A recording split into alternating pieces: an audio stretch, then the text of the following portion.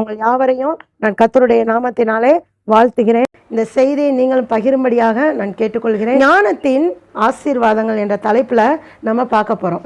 யாக்கோபு எழுதின நிருபம் 1ஆம் அதிகாரம் 5ஆம் வசனத்துல நான் வாசிக்கிறேன்.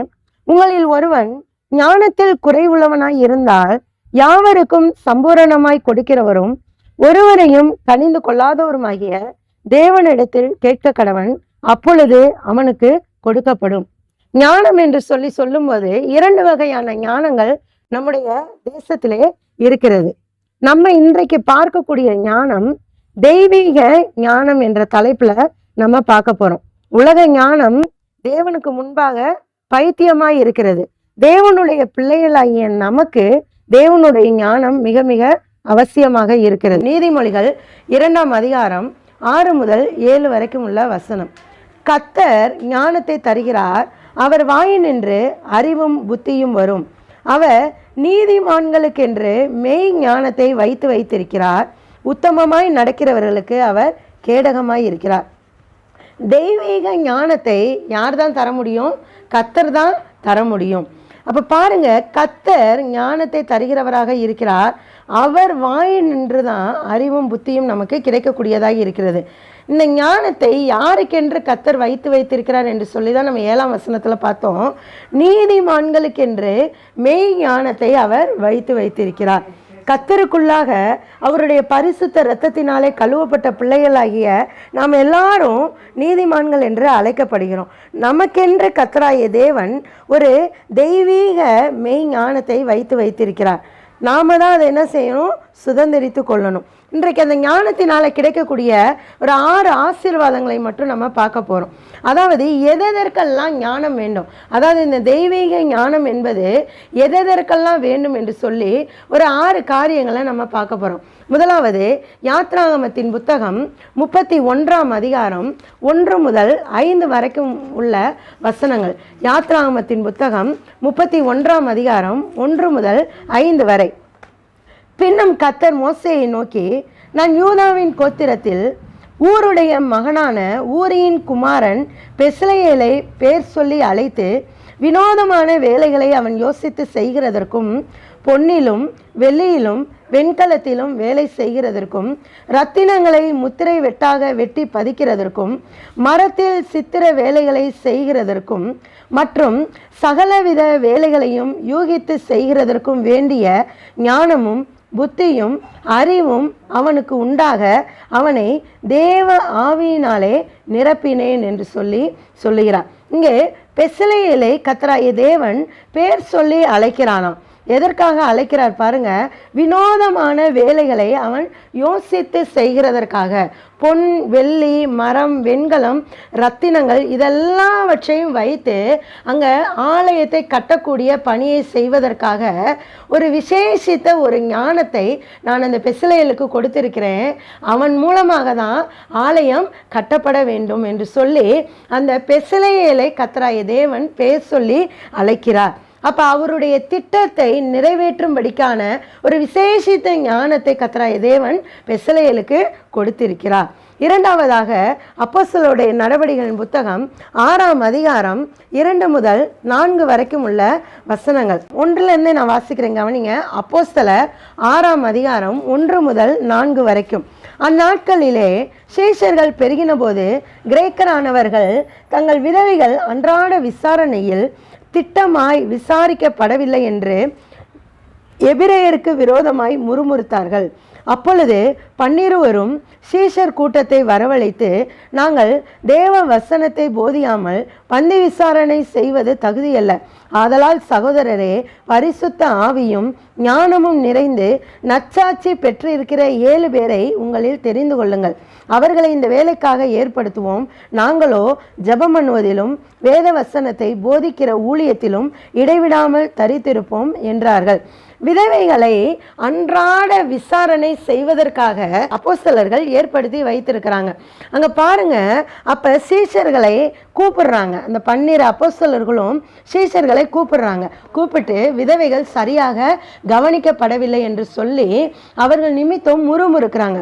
முறுமுறுத்துட்டு என்ன சொல்றாங்க, நாங்க வசனத்தை போதிக்கணும், நாங்க பந்தி விசாரணை செய்வது எங்களுக்கு தகுதியான காரியம் அல்ல, நாங்க வசனத்தை போதிக்கிறதா இல்ல இந்த பந்தி விசாரணையோ அதனுடைய பிரச்சனைகளையும் நாங்க பார்க்கிறதா, அதனால அதற்குரிய ஞானம் நிறைந்த பரிசுத்த ஆவியும் ஞானமும் நிறைந்து நச்சாட்சி பெற்றிருக்கிற 7 பேரை என்ன செய்யுங்க, உங்களில் நீங்கள் தெரிந்து கொள்ளுங்கள் என்று சொல்லி அங்கே 12 அப்போஸ்தலர்களும் சீஷர்களை கூப்பிட்டு சொல்கிறாங்க.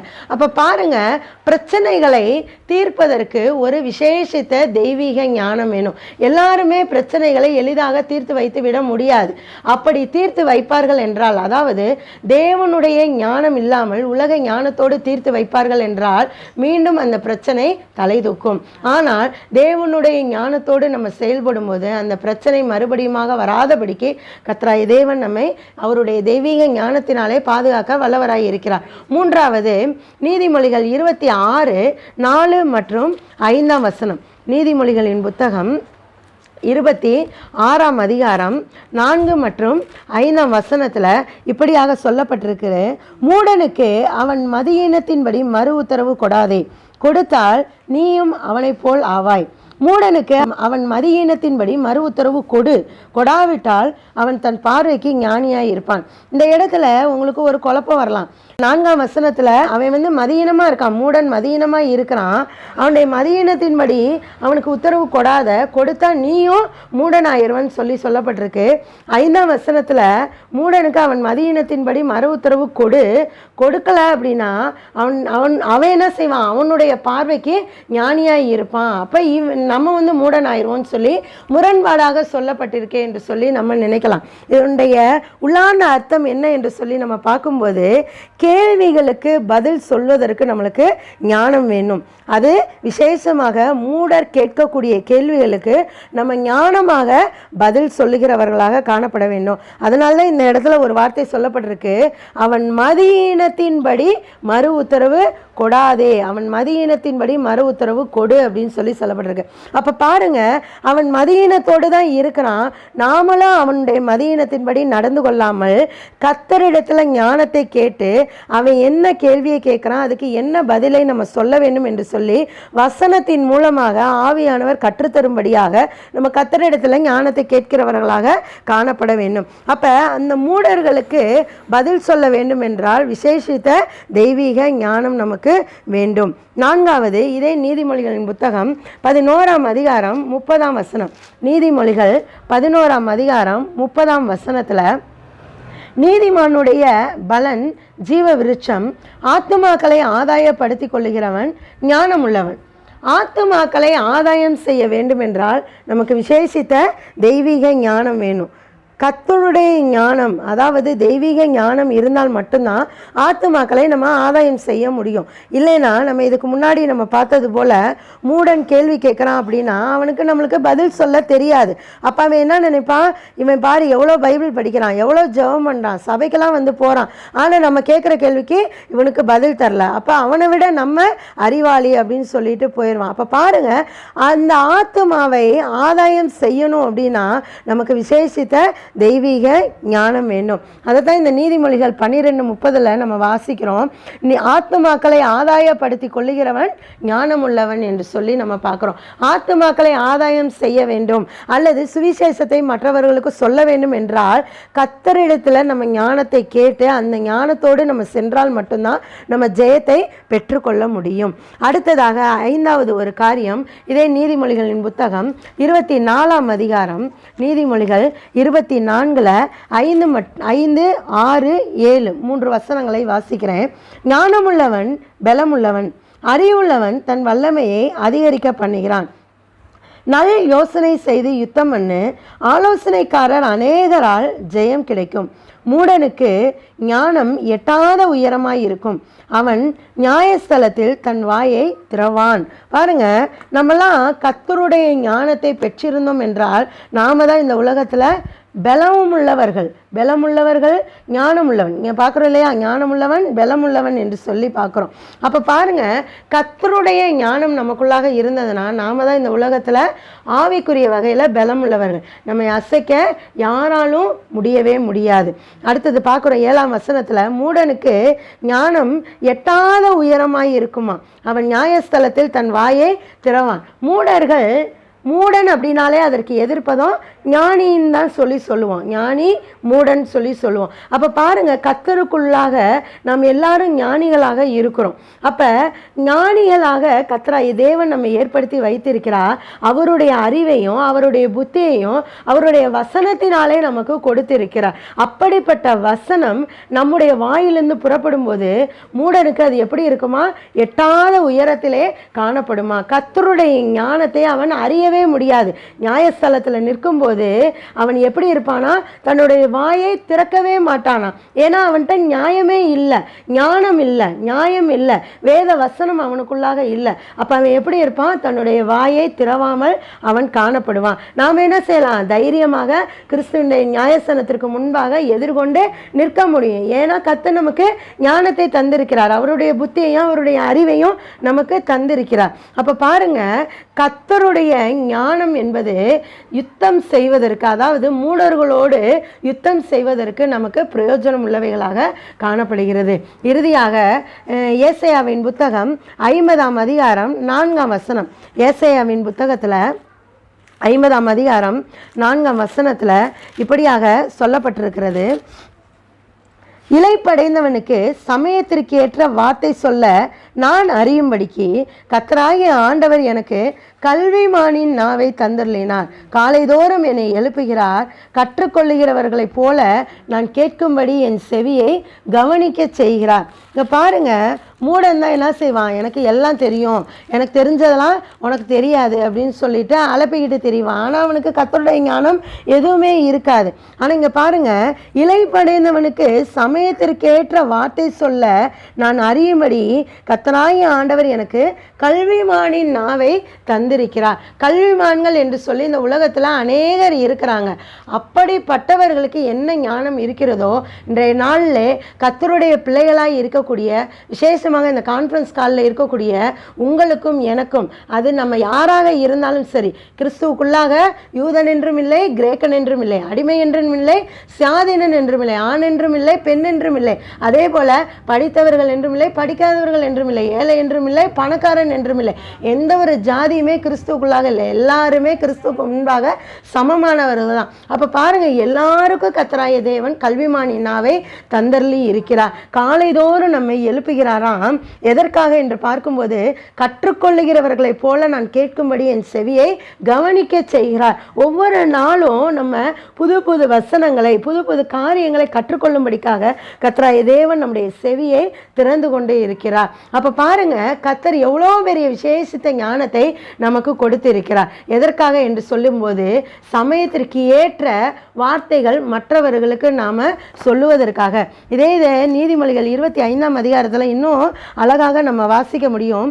நீதிமொழிகளின் புத்தகம் 25ஆம் அதிகாரம் 11ஆம் வசனத்தில், ஏற்ற சமயத்தில் சொன்ன வார்த்தை வெள்ளித்தட்டில் வைக்கப்பட்ட பொற்பழங்களுக்கு சமானம். பாருங்க, ஏற்ற சமயத்தில் சொல்லப்படக்கூடிய வார்த்தை, அதை தான் கர்த்தராகிய தேவன் அவருடைய ஞானத்தினாலே அவருடைய பிள்ளைகளாகிய உங்களுக்கும் எனக்கும் அவர் வெளிப்படுத்துகிறவராக இருக்கிறார். ஏதோ வாய்க்கு வந்ததை நான் பேசுகிறேன் அப்படிங்கிறதற்காக கர்த்தராகிய தேவன் நம்மை அழைக்கல. யார் யாருக்கு என்னென்ன சூழ்நிலையில் என்னென்ன வார்த்தைகள் தேவையோ அதை வேத வசனத்தின் மூலமாக சொல்லுவதற்கென்றே கர்த்தராகிய தேவன் நம்மை ஏற்படுத்தி வைத்திருக்கிறார். அதை தான் நம்ம பார்க்குறோம். ஏற்ற சமயத்தில் சொல்லப்பட்ட வார்த்தை. யாரெல்லாம் துக்கத்தில் இருக்கிறாங்களோ, வியாதியில் இருக்கிறாங்களோ, இப்போ வியாதியில் இருக்கிறவங்களுக்கு நம்ம என்ன செய்யணும், அதுக்குரிய வசனங்களை கர்த்தர் சொல்லக்கூடிய ஆறுதலான வார்த்தைகளை சொன்னாதான் அவங்க என்ன செய்வாங்க, ஏற்றுக்கொள்ளுவாங்க. அதை விட்டுட்டு நீங்கள் முதல் சபைக்கு வாங்க, அப்போ தான் இந்த வியாதி உங்களுக்கு நீங்கன்னு எடுப்பில் நம்ம சொன்னோன்னா அவங்க என்ன பண்ண மாட்டாங்க, வரமாட்டாங்க. அப்போ கர்த்தரை பற்றி நம்ம என்ன செய்யணும், படிப்படியாக சொல்லணும். வேதத்தில் கொடுக்கப்பட்டிருக்க இருக்கக்கூடிய உதாரணங்களை சொல்லி எத்தனையோ அற்புதங்களை கர்த்தராகிய தேவன் வேதத்தில் செய்திருக்கிறார். எத்தனையோ வருடங்கள், 38 வருடங்கள், 18 வருடங்கள், 12 வருடங்கள், இவ்வளோ வியாதியாக இருந்தவர்களை எல்லாம் கர்த்தராகிய தேவன் சுகமாக்கி இருக்கிறார். அதை பைபிள் வசனத்தை வைத்து சொல்லி அவர்களை முதலாவது விசுவாசிக்க செய்ய வேண்டும். விசுவாசித்தால் மட்டுமே நீதிமான் பிழைக்க முடியும். முதலாவது அவர்கள் விசுவாசிக்க வேண்டும், கர்த்தரை விசுவாசிக்க வேண்டும். அதுக்கப்புறம் தான் கொஞ்சம் கொஞ்சமாக நம்ம என்ன செய்ய முடியும், சபைக்குள்ளாக கொண்டு வர முடியும். அப்போ பாருங்க, என்ன சமயத்தில் யாருக்கு என்ன வார்த்தைகள் தேவையோ அந்த வார்த்தைகள் எல்லாமே பைபிளில் கொடுக்கப்பட்டிருக்கு. உலக பிரகாரமாக திருக்குறளில் சொல்லுவாங்க. திருக்குறளில் மனிதனுடைய வாழ்க்கைக்கு தேவையான எல்லா ஆலோசனைகளும் இருக்குது அப்படின்னு சொல்லுவாங்க. அந்த திருக்குறளை பைபிள் வசனத்தை அடிப்படையாக வைத்து எழுதப்பட்டது தான். அப்போ பைபிளில் தொடக்கத்தில் இருந்து ஆதியிலேன்னு ஆரம்பிக்குது, முடியும் போது ஆமேன்னு முடியுது. தொடக்கத்தில் இருந்து முடிவு வரைக்குமாக மனிதனுடைய வாழ்க்கைக்கு தேவையான பிறப்பு முதல் இறப்பு வரைக்கும் தேவையான எல்லா ஆலோசனைகளும் அடங்கி இருக்கிறது. அப்போ ஏற்ற சமயத்தில் யார் யாருக்கு என்னென்ன வார்த்தைகள் நம்ம சொல்ல வேண்டும் என்பதை நம்ம பைபிள் வசனத்தின் மூலமாக கர்த்தரிடத்துல ஞானத்தை நம்ம கேட்டு கற்றுக்கொள்ள வேண்டும். அப்ப பாருங்க, கர்த்தர் கொடுக்கிற ஞானம் எதற்கெல்லாம் நமக்கு உபயோகமாக இருக்கிறது, அல்லது கர்த்தர் கொடுக்கிற ஞானத்தினால கிடைக்கக்கூடிய ஆசீர்வாதங்கள் என்ன என்று சொல்லி ஒரு 6 காரியங்களை இன்றைக்கு நம்ம பார்த்திருக்கோம். முதலாவது, தேவனுடைய திட்டத்தை நிறைவேற்றுவதற்கு ஞானம் வேண்டும். இரண்டாவது, பிரச்சனைகளை தீர்ப்பதற்கு தெய்வீக ஞானம் வேண்டும். மூன்றாவது, கேள்விகளுக்கு பதில் சொல்லுவதற்கு தெய்வீக ஞானம் வேண்டும். நான்காவது, ஆத்துமாக்களை ஆதாயம் செய்வதற்கு தெய்வீக ஞானம் வேண்டும். ஐந்தாவது, எதிரிகளோடு மூடர்களோடு யுத்தம் செய்வதற்கு தெய்வீக ஞானம் வேண்டும். இறுதியாக, ஏற்ற சமயத்தில் சொல்லப்பட்ட வார்த்தை வெள்ளித்தட்டில் வைக்கப்பட்ட பொற்பழங்களுக்கு சமானம் என்ற வசனத்தின்படியாக சமயத்திற்கு ஏற்ற வார்த்தை சொல்லணும் அப்படின்னா கர்த்தருடைய ஞானம் நம்மளுக்கு அவசியமாக காணப்படுகிறது. அதனால யாக்கோபில் நம்ம பார்த்தோம், ஒருவன் ஞானத்தில் குறைவுள்ளவனாய் இருந்தால் அவன் யாவருக்கும் சம்பூர்ணமாய் கொடுக்கிறவரும் ஒருவரை கடிந்து கொள்ளாதவருமாகிய தேவனிடத்தில் கேட்க கடவன், அப்பொழுது அவனுக்கு கொடுக்கப்படும் என்று சொல்லி நம்ம பார்க்குறோம். அப்போ பாருங்கள், நம்ம தேவன்கிட்ட இப்படிப்பட்ட விசேஷித்த ஞானத்தை நம்ம கேட்கணும். உங்களுடைய திட்டத்தை நிறைவேற்றுவதற்கு ஞானத்தை தாங்கப்பா. அநேக பிரச்சனைகளில் நான் அகப்பட்டிருக்கிறேன், பிரச்சனைகளோடு இருக்கக்கூடிய மனிதர்கள் என்கிட்ட வர்றாங்க, அந்த பிரச்சனையை தீர்ப்பதற்கு எனக்கு ஞானத்தை தாங்கப்பா. யார் என்ன கேள்விகள் கேட்டாலும் அந்த கேள்விகளுக்கு ஏற்ற பதில் சொல்வதற்கு வேண்டிய ஞானத்தை எங்களுக்கு தாங்கப்பா. விசேஷமாக ஆத்துமாக்களை ஆதாயம் செய்வதற்கு வேண்டிய ஞானத்தை தாங்கப்பா. சாத்தானோடு போரிடக்கூடிய யுத்தம் செய்வதற்கு வேண்டிய ஞானத்தை எங்களுக்கு தாங்கப்பா.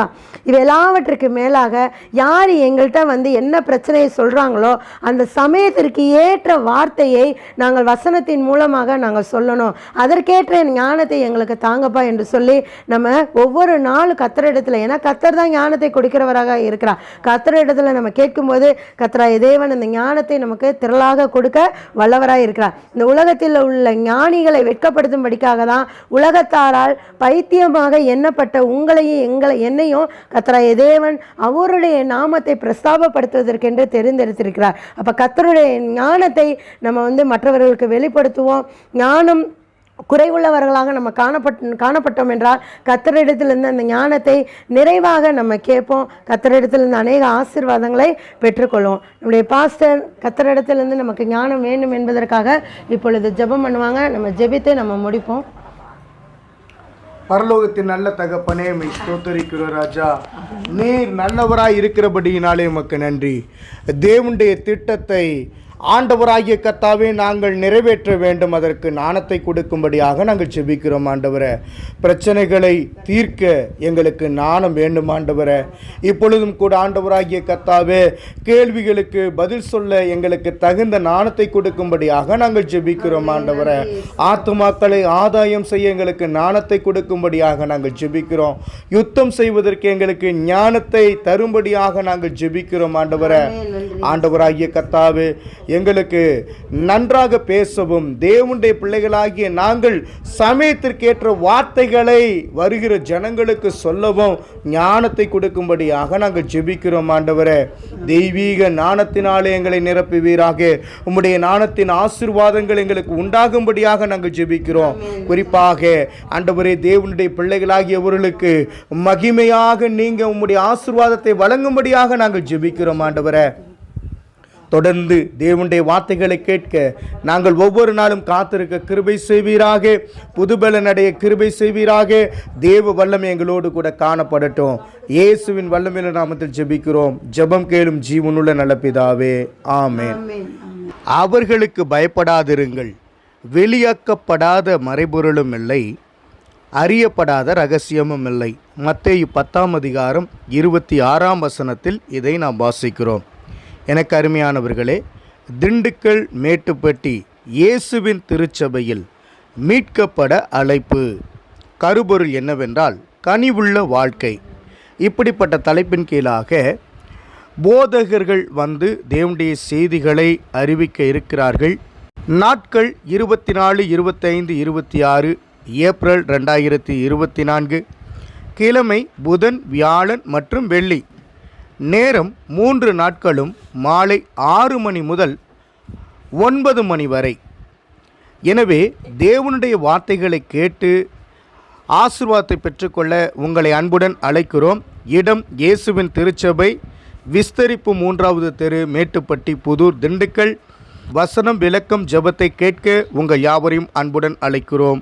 நன்றி.